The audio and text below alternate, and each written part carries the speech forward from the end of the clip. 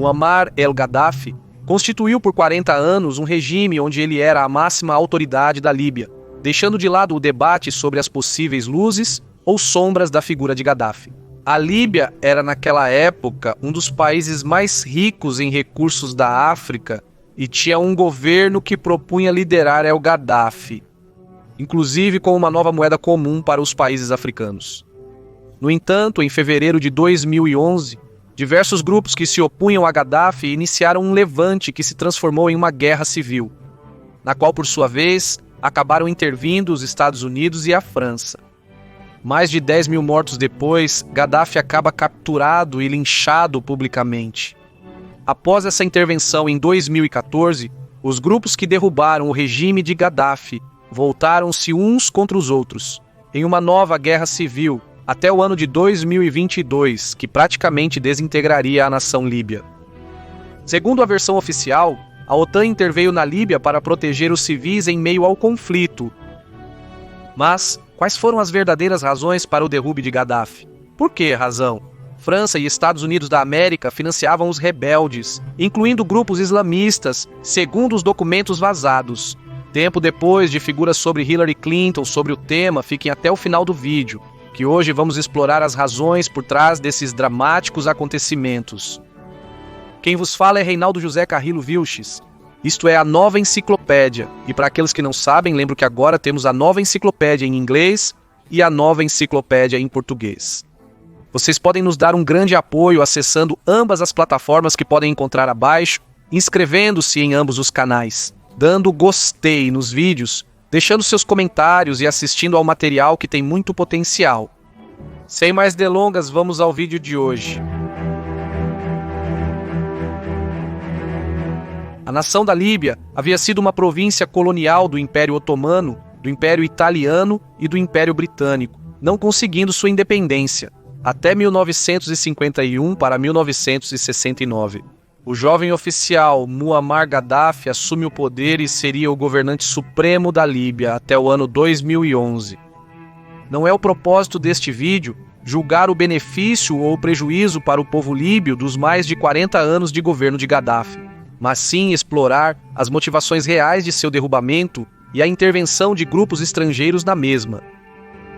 O apoio, por vezes violento, que a Líbia deu durante os anos 80 e 90 a grupos contrários aos interesses dos Estados Unidos da América e da Europa, levou à imposição de sanções e de um embargo econômico contra a nação líbia.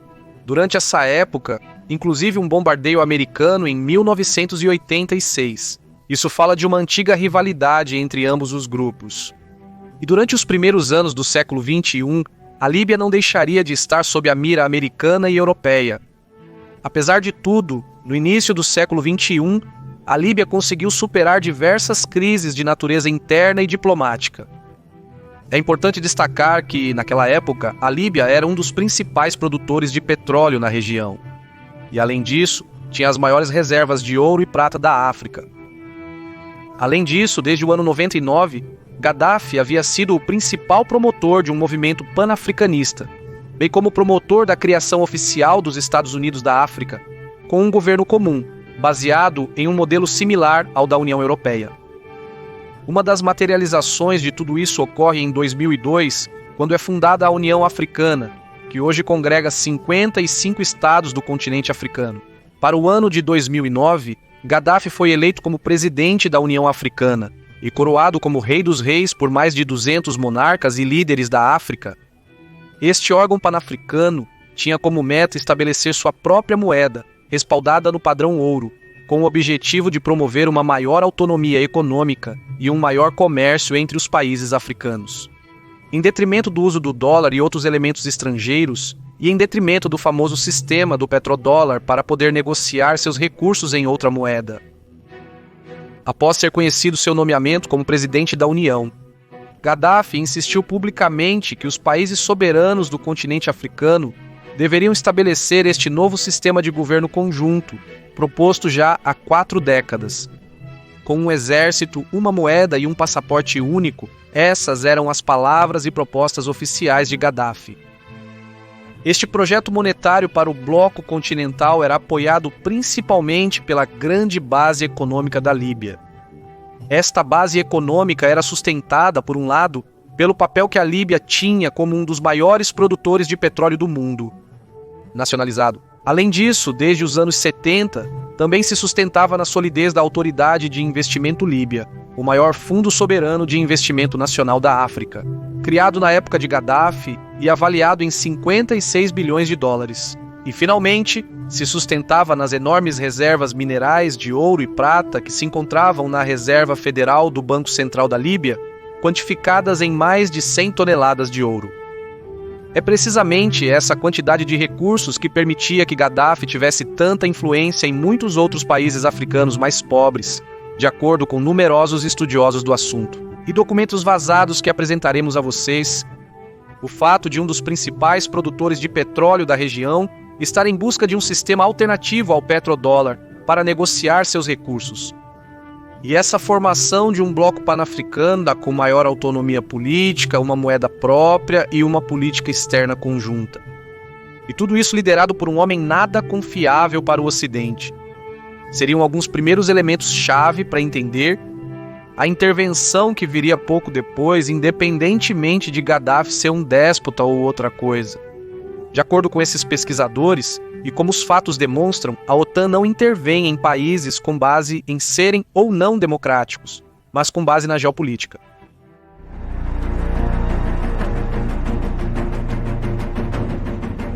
Agora, apresentado todo esse contexto, nos aproximamos do ano de 2010. Embora Muammar Gaddafi ainda fosse o líder de fato do país, a relativa paz e estabilidade que ele havia alcançado durante seu mandato estavam vacilando diante do descontentamento de facções que aspiravam a obter o controle do país. Várias dessas facções opositoras a Gaddafi e essa informação pública tinham anos sendo financiadas e apoiadas pela OTAN, especialmente pela França e pelos Estados Unidos. Finalmente, em fevereiro de 2011, estouram os levantes na Líbia que levaram à Guerra Civil Líbia. Diferentes grupos opositores organizados no chamado Conselho Nacional de Transição, juntamente com militares rebeldes, se revoltaram contra o regime gadafista. O governo líbio consegue infligir importantes derrotas aos grupos armados insurgentes e consegue o apaziguamento dos protestos organizados em Trípoli. Vários líderes africanos instam Gaddafi a selar o conflito interno.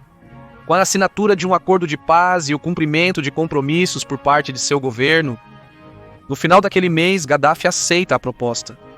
Mas o Conselho Nacional dos Rebeldes, uma organização provisória que reunia de forma frágil setores da oposição e que era apoiada pela OTAN, recusou-se completamente a assinar qualquer acordo que não resultasse, finalmente, na destituição de Gaddafi de seu cargo de líder nacional. Entre o recrudescimento da violência e o aumento da intensidade do cerco militar por parte dos rebeldes na cidade de Benghazi, o então presidente francês Nicolas Sarkozy instigou as hostilidades do Ocidente contra o governo de Muammar Gaddafi e motivou a OTAN a realizar uma intervenção na Líbia sob o argumento de proteger a população líbia de um ditador. Campanha de propaganda prévia nos meios de comunicação noticiosos para o 19 de março. E era um fato consumado a intromissão militar de exércitos ocidentais no conflito líbio.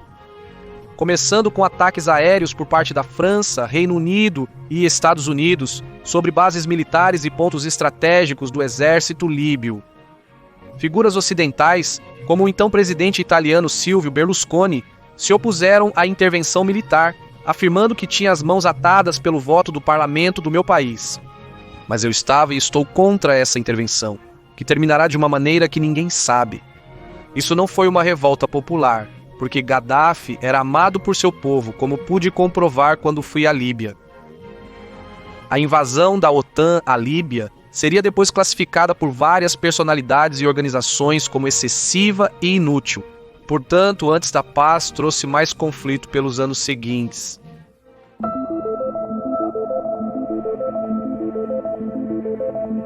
No início do conflito, antes da resolução da Organização das Nações Unidas em 19 de março, as autoridades líbias haviam anunciado a suspensão das hostilidades.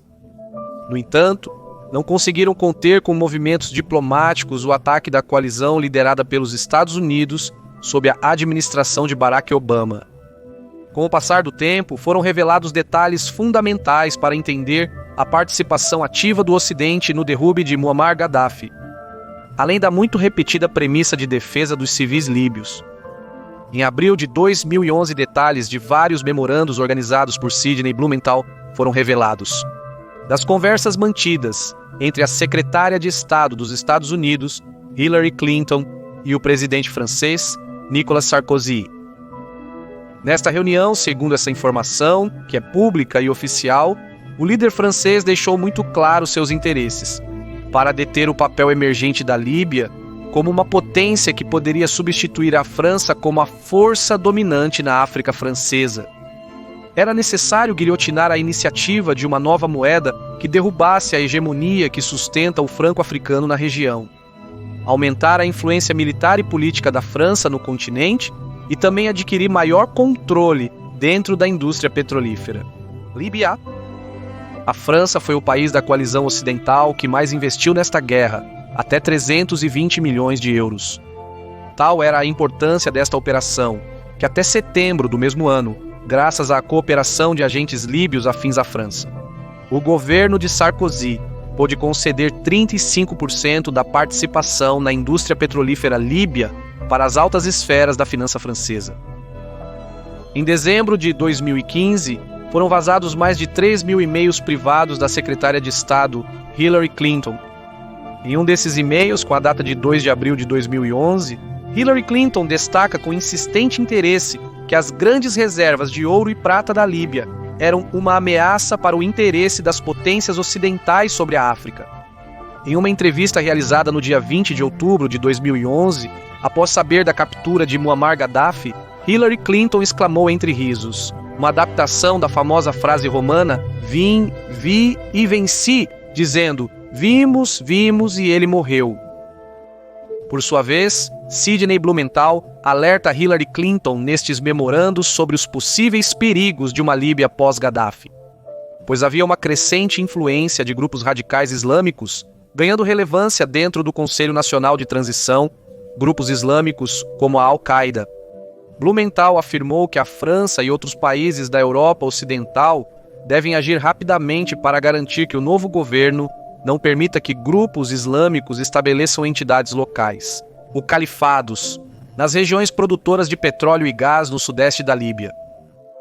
Apesar disso, o apoio da administração Obama ao Conselho Nacional de Transição e às células islamistas foi demonstrado em vários relatórios de inteligência desclassificados.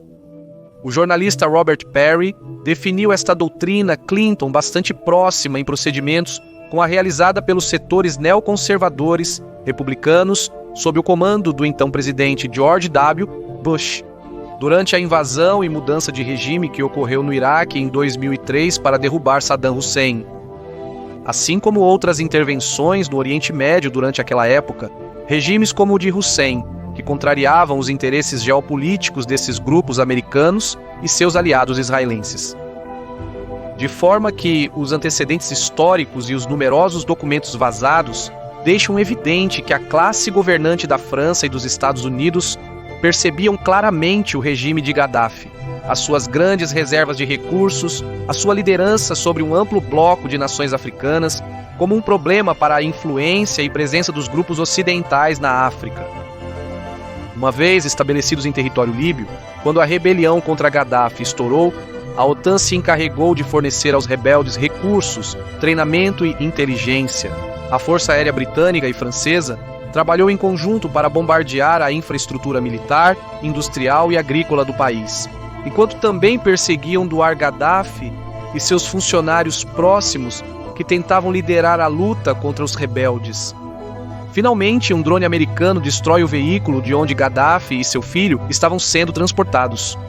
Depois disso, agentes de inteligência, também americanos, entregam aos rebeldes a localização do líder líbio, para que ele fosse então capturado e linchado até a morte por esses mesmos insurgentes, pondo fim a mais de 40 anos de estabilidade. E a Líbia havia experimentado, depois de muito tempo sendo colônia e muitos anos sendo centro de lutas tribais. Após sua morte, a Líbia mergulharia em um profundo conflito civil entre facções de todas as ideologias e religiões, que ainda continua tendo profundas repercussões na África e na Europa até os nossos dias.